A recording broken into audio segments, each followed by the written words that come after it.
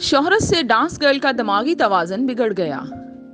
शादी पर डांस के बाद वायरल होने वाली टिकटॉकर आयशा की मॉडलिंग में एंट्री सोशल मीडिया सार्फिन को बिल्कुल पसंद नहीं आई। यही वजह है कि इन्हें अब जबरदस्त तनकीद का सामना है। अपने मनफरिद और अछूते डांस के सबब रातों रात शोहरत की बुलंदियों को छूने वाली टिकटॉकर आयशा उर्फ मानो को अब बाकायदा नामवर ब्रांड्स की जानिब से प्रोजेक्ट्स मिलने लगे हैं।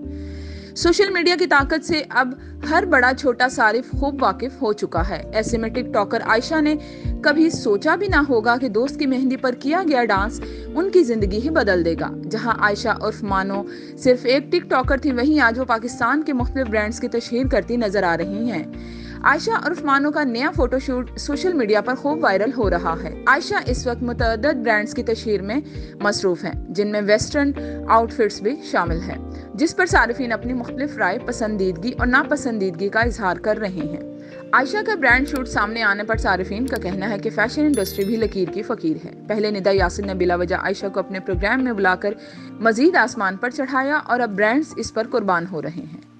दूसरी तरफ आयशा भी अपनी शोहरत को खूब कैश कर रही हैं, जो हर चीज का मुंह मांगा मुआवजा तलब कर रही हैं। हाल ही में आयशा ने लाहौर के एक बड़े टीवी चैनल से इंटरव्यू का मुआवजा 10 लाख रुपए मांग लिया, जिस पर चैनल इंतजामिया का कहना था कि बीबी पहले अपना मुंह आईने में देखो और फिर ये बात करना।